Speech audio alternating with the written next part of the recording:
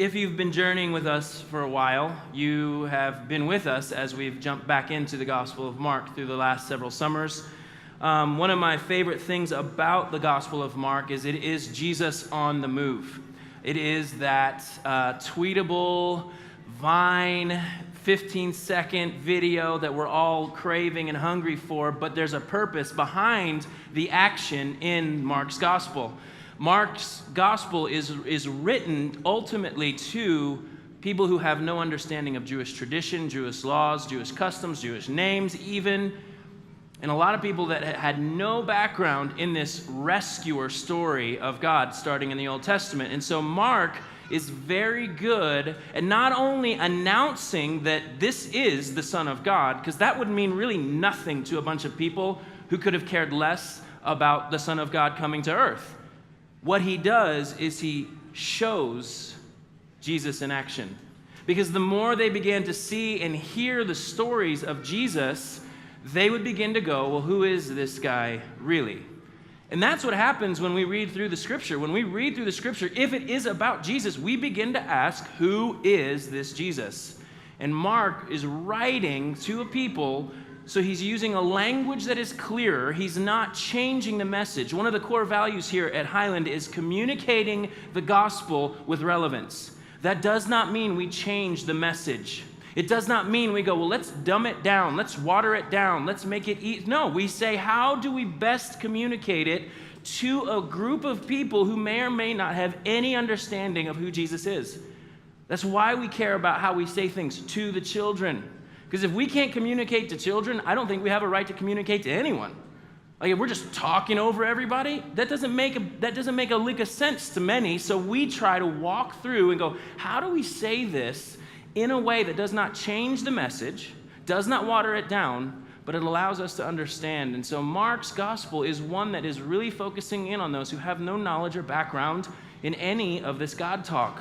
Many of them were from pagan communities, people who would be seen outside. Gentiles by Jews were viewed as like, no, we don't talk with them, we don't deal with them, we don't walk with them.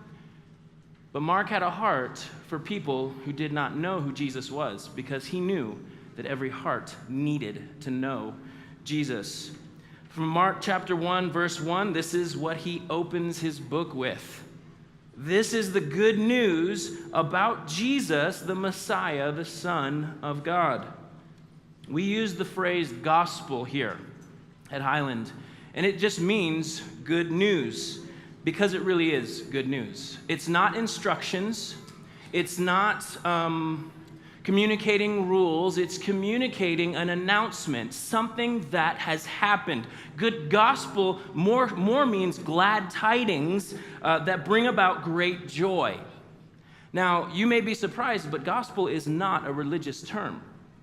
Gospel is not just a Christian phrase. In fact, there was an early Roman plate found that said the gospel of Caesar Augustus. And it really, what it does is it talks about his birth, his life, his coronation as the emperor, and all this different stuff. And there was a victory over some Persians, and they sent out evangelists. Very churchy word, but evangelists are people who just bring good news. And what they came to these little cities when, after the Persians had been defeated, they basically said, hey, we fought for you guys. We have won, and now you're not slaves to them. You are free. There wasn't any instruction there, was there? It was an announcement. It was, a war has been fought on your behalf. We were victorious. You are no longer slaves to them. You are free. What do you do with that? You either go, I'll take that. Or you keep living as a slave, right? Like you go back to an old way of living and you just go, well, I reject that. Like it's just an announcement. That's what the gospel is. And so we believe the gospel is Jesus' life, death, and resurrection, and it is history-making news. It is life-shaping news, and it's news of an event that changes things in a very meaningful way. Here at Highland, we believe the good news is Jesus. He is the promised rescuer. As we look in the Old Testament and we see Moses tasked with bringing Egypt out of slavery, a physical slavery, We see Jesus in the New Testament bringing people out of slavery to sin and death. The things that we fear the most, he's saying, I'm bringing you out from that crushing weight of your guilt, of sin, of death. The thing we fear the most in this country is death. How can we prolong our lives? We just live for everything to live the longest we can. Organic foods, doing everything we can to keep this out of our body, exercising, killing ourselves because we want to live as long as we can. And Jesus is saying, I want to remove the fear of death. And it's found in the cross. It's found in knowing that he died the death we deserve to die so that he could make us whole, so that he could bring us all the way home. And what you will see this morning in the gospel is that he does just that. You know, we're able to make the declaration of the good news simply because of the resurrection of Jesus. We don't believe Jesus is dead. I want you to hear that. I don't come here on a Sunday because I worship a dead Jesus. The reason we're here is because he's alive. There's no other reason to come into this place and do what we do and live as we live and love as we're supposed to love and serve as we're supposed to pour out if Jesus is dead. But because the resurrection has happened, we watch the life of Jesus, we study the life of Jesus, we walk and go, Jesus, you walk with us now. The resurrection is why we gather, because Jesus is alive. And if he's alive, then that good news changes everything. And so the disciples gave their lives not for a dead Jesus, but for a very living, resurrected, and returning Savior. This is the good news that we walk with. It marks us, it pushes us out, it transforms us, it saves us, fills us, makes us whole. This is why we gather. And Mark's gospel gives us Jesus. This morning, we do find ourselves in Mark chapter 8, and we'll just read verses 1 through 10 together, and we'll continue. About this time, another large crowd had gathered, and the people ran out of food again. Jesus called his disciples and told them, I feel sorry for these people. They have been here with me for 3 days, and they have had nothing left to eat. If I send them home hungry, they will faint along the way, for some of them have come a long distance. His disciples replied, how are we supposed to find enough food to feed them out here in the wilderness? Jesus asked, how much bread do you have? 7 loaves, they replied. Jesus told all the people to sit down on the ground. Then he took the 7 loaves, thanked God for them, and broke them into pieces. He gave them to the disciples, who distributed the bread to the crowd. A few small fish were found too. So Jesus also blessed these and told the disciples to distribute them. They ate as much as they wanted. Afterward, the disciples picked up 7 large baskets. It's not like one of those like tiny ones. Large baskets like the height of a human man baskets. We're not talking little tiny stuff. We're not talking IKEA baskets, okay? We're talking bunches of cobras in a giant snake basket. That's what we're talking about, like human size. It's big. 7 of those bad boys left over. There were about 4,000 men in the crowd that day, and Jesus sent them home after they had eaten. Immediately after this, he got into a boat with his disciples, crossed over to the region of Dalmanutha. So to catch you up, kind of a previously on Man of Action, Jesus has just left the Jewish part of the region that he's been in, and we think he may have been going where he went to get away, where it was quiet. Going to a Gentile region would have probably given him more rest because they're like, I don't know who this Messiah is, don't really care. Well, it kind of backfired. The Gentiles found out that Jesus was in their territory, and he's trying to stay at this person's house. He doesn't want anyone to know where he is. Plans ruined, Twitter starts happening, hashtag Jesus is in my home, all this stuff starts happening. People show up. A Gentile woman shows up. She happens to have a demon-possessed daughter. Jesus and her have this incredible banter. It's a tough passage to read through, but eventually he looks at this Gentile woman and says, your daughter is healed, go home. Then as he tries to leave again, this group of people grab Jesus and say, hey, we've got this deaf, mute friend over here. You need to do something for this guy. Jesus is like, cool. He pulls this man aside, and he does this thing where he touches the man's ears, and he spits on his fingers and touches the guy's tongue, and he says this Ephphatha phrase, and it just means be opened, and he heals this deaf and mute man.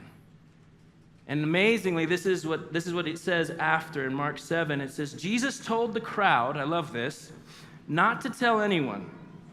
But the more he told them not to, the more they spread the news. They were completely amazed and said again and again, everything he does is wonderful. He even makes the deaf to hear and gives speech to those who cannot speak. So you can see why Jesus might have wanted to pull folks aside and do these things for them. Because friends, a frenzied crowd can do a lot of damage, especially if they want you to be something that you're not. We see that all the time in this country. We see mobs going, we want this to be this, and we want Jesus to be this, and we want Jesus to be this. So you can see why Jesus would be like, shh, shh, shh, shh, shh, no, it's not why I'm here. It's not who I am. I'm not just a miracle worker. I'm not just doing these tricks. I'm not just a magician. I'm not just a teacher. I'm not this revolutionary who's going to come and overturn everything by power or by force. I know why I'm here. I know where I'm headed. I know what I'm about. But a frenzied crowd will try and turn it to whatever they want in the moment. So you can see why Jesus might have told these people, hey, chill out. Because society likes to take things and spin it. Well, in the midst of this, another large crowd travels and gathers, and Jesus spends 3 days with them. Like, this was supposed to be time away. Like, this was supposed to be a retreat. How many of us would be like, I came here to not have to do anything. I came here to rest, and now, okay, here we go, 3 days. Teaching. Spending time with people who had traveled great distances because they had caught wind that Jesus was in town.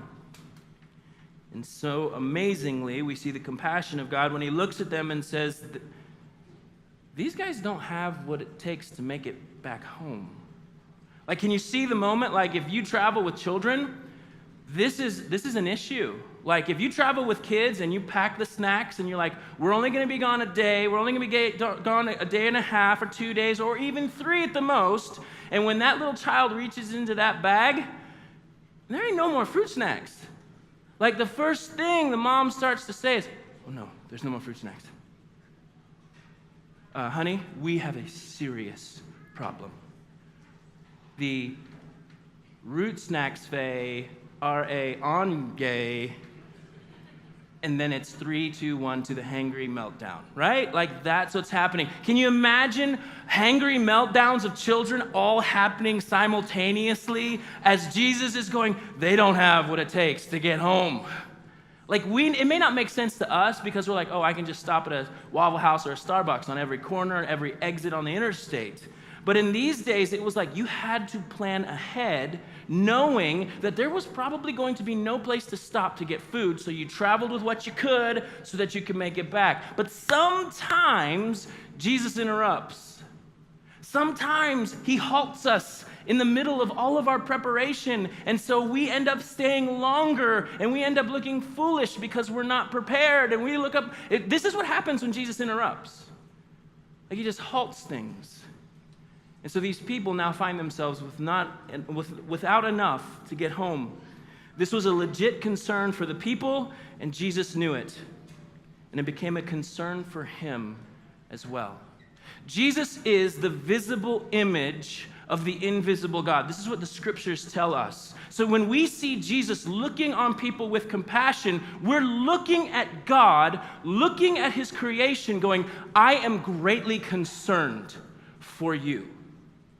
I see that you do not have what you need to make it home, so I want to provide for that. So if you have these conflicting images of God of the Old Testament and Jesus in the New Testament, but if the scripture says that Jesus is the visible image of God, then we need to have our narratives informed by Jesus. So when I look at Jesus and I go, man, he is so compassionate and forward-thinking, and he's thinking about these people who have needs, and he's telling me something about the compassion and the power and the desire of God. Because we don't believe that Jesus is just a man. We believe that he is God, put on flesh, taking the lowest position possible as a human being in the form of a servant and slave. And he laid down his life so that you and I could make it all the way home. This is the power of the gospel. And what happens next after Jesus expresses his concern has always baffled me. We read in Mark chapter 8, verse 2, Jesus saying, I feel sorry for these people. They have been here with me for 3 days, and they have nothing to eat. If I send them home hungry, they'll faint along the way, for some of them have come a long distance. Enter the disciples. His disciples replied, how are we supposed to find enough food to feed them out here in the wilderness? I love that Jesus hasn't even suggested anything yet. Like, I love that he hasn't even brought anything up, but it's like the disciples are like, uh-oh. We see that compassionate look in his eyes. He's getting concerned. He's going to make us do something stupid. I know it. I just know it. Let's just halt him. Jesus, we ain't got enough. Just stop right there. Don't make us look foolish. We do not have enough. This is what we do, right? This is the human response to when we sense God call us, God push us, God send us, God ask of us. We go, I don't have enough. It doesn't make sense. Just stop it. Instead of bringing what I have, I'm not going to. It just doesn't make sense. So I'm not going to do it. Like these are the disciples, right? Like these are the dudes. They were with Jesus all the time, watching him do stuff, journeying with him. Jesus, we ain't got it in us. So here's why we can't do what you've asked. The response is even more crazy if you consider that just a few chapters before we talked about this, Jesus fed 5,000 men and then their families on top of that. So that could have been around 15,000 people together. The stories are interesting because Jesus is actually trying to get away with just his disciples because they've returned home from a very hard trip. And he's like, let's go talk and let's unpack. And they get in a boat and the crowd finds out he's in a boat. He's headed over to this part of the city. So he's over here. Let's go there. And they all get there. And Jesus looks on them with great compassion. It says that he comes to do one thing, but these crowds interrupt, and he looks on them with great compassion. And so because he sees them as sheep without a shepherd, he begins to teach them about the kingdom. He does not start to feed them first. He says, I know that you're carrying guilt. I know that you're carrying shame. I know that you need to be healed. I know that you need to hear the words of God and not the words of men or Pharisees or the hard law on your shoulders. I can see you being led in a very poor way. Let me introduce you to the kingdom. And in that moment, the disciples are like, hey, we got to send them home. And Jesus is like, you feed them. And what do the disciples do? Trophies of awesome responses? Nope. They say it'd take months to get this much money to feed these people. That's what we do, right? I'm telling you, the human response to Jesus is, I don't have enough, so I'm not even going to bring you what I have. That's what we do. Jesus changes things. Jesus does take time to address the hard-heartedness that causes the disciples to miss this stuff, like 2 times. We're not going to address that today because we're going to talk about it in 2 weeks. But the hard-heartedness is a part of this story. And we'll continue to unpack that as we go through the Gospel of Mark.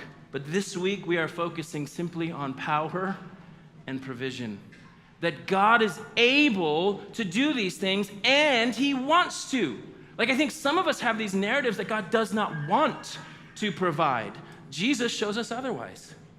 He shows us a desire of a good father that says, I see these people with needs and I want to move to meet them. This is not a story about sharing. I'm going to make it very clear. If you have a children's Bible at home and you read this story and the punchline is, Jesus wants us to share with our friends. That is not what this story is about. This story is about the power of God and his ability to meet the needs of people who cannot meet their own needs. This is not just about make sure you break some bread enough so everyone has some. Although we see some great morals taught, it's not the point. Jesus is not just a moral teacher. He is not just a good thought producer. He is God. And he is giving us images to grab a hold of and go, I need you to transform the way I think about who God is. And Jesus is constantly doing this through the Gospel of Mark. Jesus' acts of healing, his works of freedom, his touching those who would be seen as unclean, touching the lepers and healing them, Jesus' elevation of women in the life and day, an age when they were pushed down, the unraveling of the Pharisees' outer appearance, and beginning to look at the heart. All of these things begin to convince us more and more that he is not just a good dude, but that Jesus is bringing healing, freedom, wholeness, identity, new hearts, and he is bringing dead people to life. The more we see these miracles, the more the truth is reinforced. Why all the need for repetition? It's because we're slow. It's because we're slow. The more the miracles are repeated, the more our hearts begin to see the reinforcement that Jesus is who he says he is. When Jesus asks his disciples, what do you have? The disciples bring what they can, and they know it's not enough. They do. They weren't even tricking themselves into going, hey, Jesus, we got 7 loaves. That's way more than enough. They're like, hey, we got 7 loaves. It's not enough. But Jesus didn't ask them to bring enough. He said, bring what you have. And I think some of you in this room are like, well, I don't have it all together, so I'm not going to come to Jesus. I don't have all the answers, so I can't step out in faith. I don't have everything I need yet, so I'm not going to move. That's what we do. We are like the disciples. And this story continues to point to a God who says, I didn't ask you if you had enough. In fact, I know you don't. Just bring what you have. And for some of you, you may just be saying, all I have to bring is the sin that kept you on that cross. That's all I have right now. And he still wants you to bring it. You don't think he knows that? He absolutely knows that. And I think we live in a day and an age where we don't know what to do with our shame or our guilt. And if that's all you have, Jesus says, bring me what you have. This is the compassion and the love and the mercy and the grace of our God. The cross and his resurrection only proves that. Now, I know that seems great. And yeah, we can see Jesus do that with the disciples, and yeah, we can see the disciples do that thing, and then the people get fed, and then they get sent away, and they go home. But what about today? This morning, I wanted to get very honest with you about my disciple attitude. And by attitude, I mean, Jesus, what we have isn't enough, so I shouldn't bring it to you. Often on my runs those runs become time of contemplation and prayer and silence. And it's often when I'm able to slow down, breathe, listen. I bring my worries, bring my family and the church and you and my worries and concerns. I memorize scripture. I pray for our city. And here's the deal. I love this city. Like, I hope you love this city too. This is an amazing place that God has invited us for this season, for right now, to be in. And I love it. And I hope that you love this city enough to beg God to bring his life here. I hope that you will Begin to run or walk in your neighborhoods, walk in the places that you live, and just say, God, I'd love to see you bring to life. I'd love to see your life start springing up everywhere in this city. Not out of guilt or complaining, but simply because, God, thank you for letting us live here for this season, for right now, this point in history, knowing it's as hard as it is, knowing it's as difficult as it is, that you brought us here.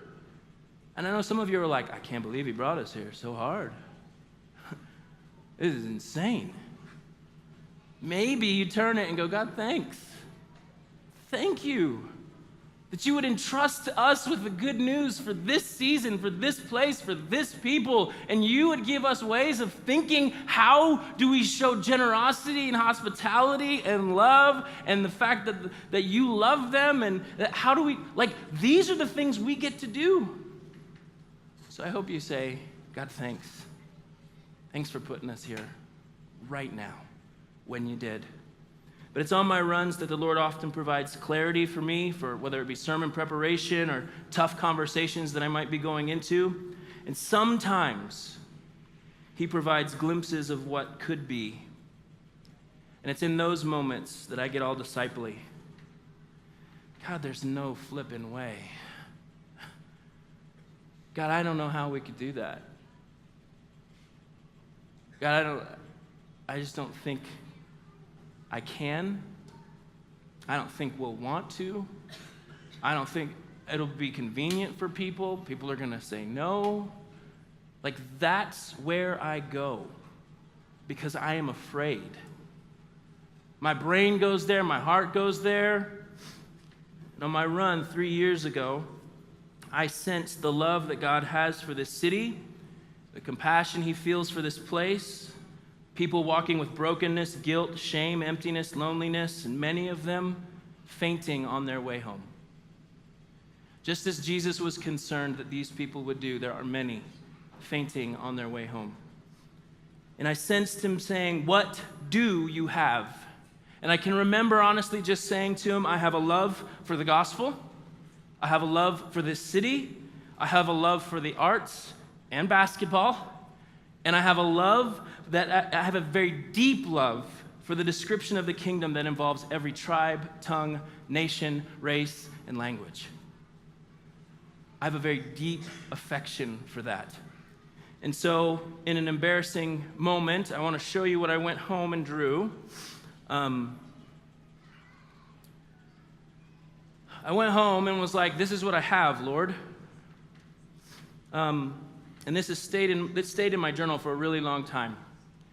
It was just this idea that maybe God would use some of the gifts and the abilities that I have, affections that I love, and just God maybe someday, and those are 3 basketball courts, a couple of classrooms, an Elevate Moms storage, Mom's morning out type thing, locker rooms, people using it. The idea of just going, Lord, how could you use what I have? And this stayed in my journal for a really long time, a couple of years. I didn't really talk to people about it, didn't really mention it, because I was afraid,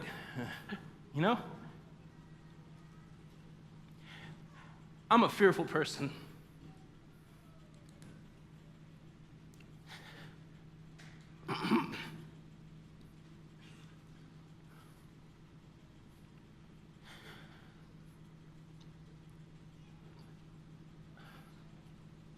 Sometimes I get overwhelmed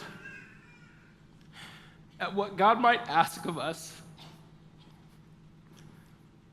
And I don't want to ask people to suffer.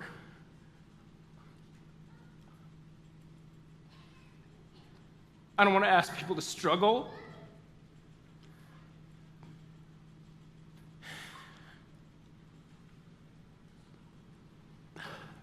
So I hide it. I just say, God, maybe that's just to encourage me. I don't know. But after I drew that, as my wife and a bunch of other people started taking leadership into this beautiful ministry in this church called Elevate, and I started to see what God was beginning to do by bringing the city of Asheville to our doors, whether it be through a homeschool co-op offering, whether it be through after-school care, whether it be through electives offered in the evening, whether they be filmmaking or dance or art classes or whatever it is, I began to see that God might be using this as a way to let people know that he sees them. It wasn't always like this, 7 or 8 years ago when Sherry McCready and the Foskis and some artists we all sat down and said, how can we make an offering available that would be inviting to this city, something beautiful that they would want to be a part of? And we started to lay this foundation. And so in this tiny garage on Lexington Avenue, with this simple vision of a storefront that would be able to pay for the renting of the space. And in the back of there were a couple of rooms and a dance floor. So we offered an art class here, a dance class here, a drawing class here. And then we realized, God, we can't stay where we're at. We can't continue to stay at the Orange Peel. And we're going to need a place to see you do this in a full way. And so we were the church at the Orange Peel. We were this sexy venue, top 5 music club in the United States. And we said, we can't stay there because, God, we know you want to do something. We can't just be the cool church. We have to be a church that is known, that sees value in people and loving well. And you know what? We've been in this little space trying to do that as best as we know how. Has it been easy? No. You can't even find this place.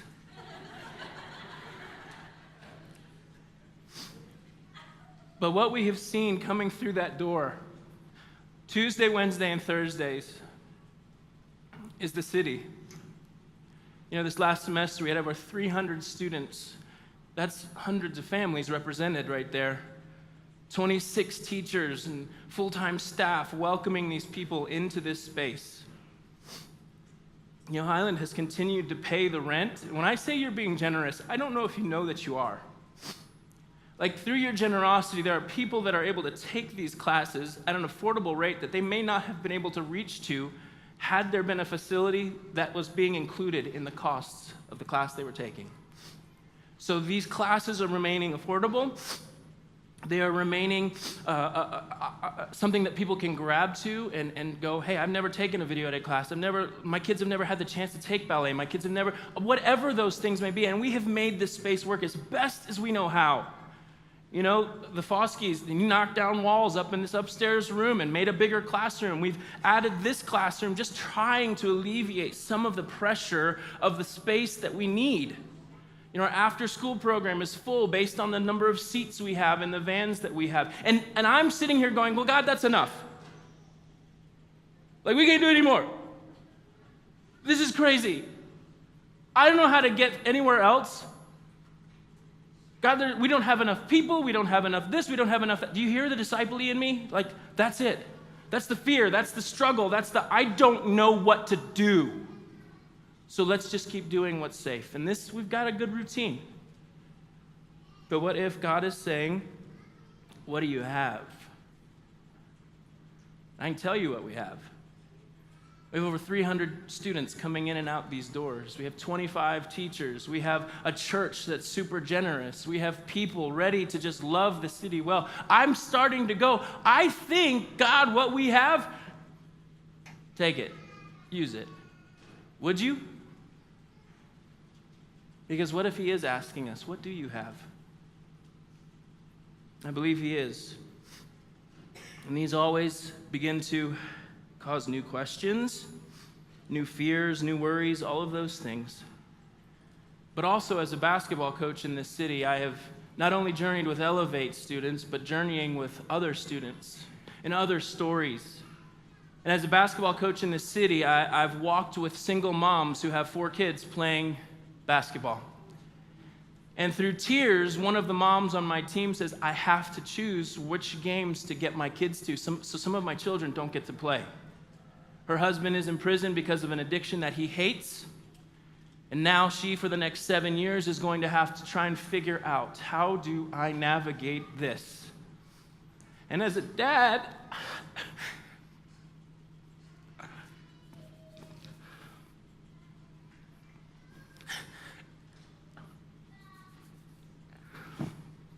my heart just breaks, man. I know the influence that sports had on my life, the coaches and the people and the investment and the mentoring, which is part of the role that we're called to in the city.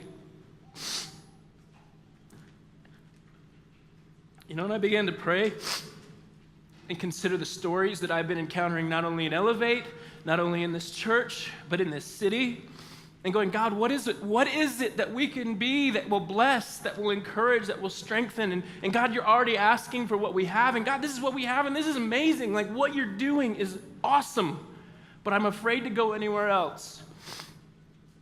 And so that question, what do you have, kept coming up. And this is where I felt the Lord lead and direct. So embarrassingly enough, I want to show you this next one.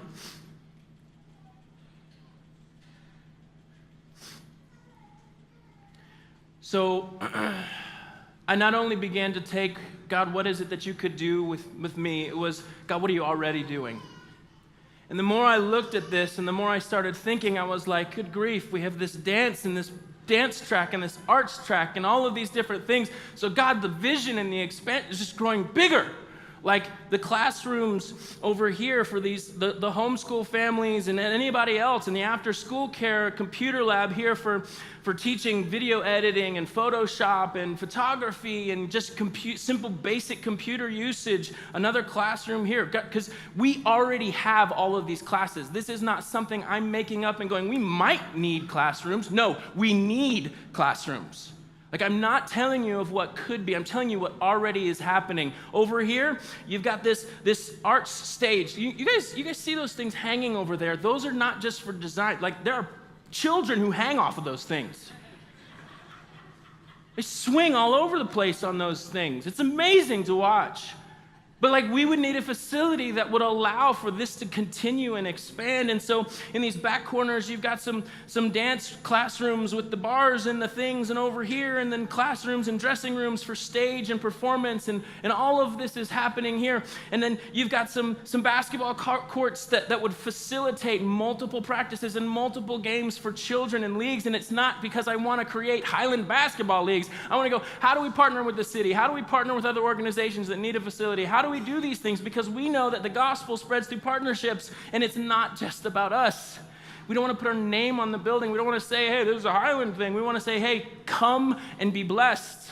Use this how you will. Back here, you got your full kitchen, because we've taught kitchen eating and food making classes in a back alley.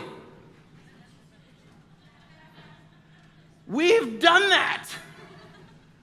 What if we had like a full kitchen where cooking classes and Indian food classes and baking classes and ways to get people together around food and play? Like, what if this was the picture we could paint for this city? And you know what? There's a carpeted basketball court. Even though I make fun of those things, they're needed.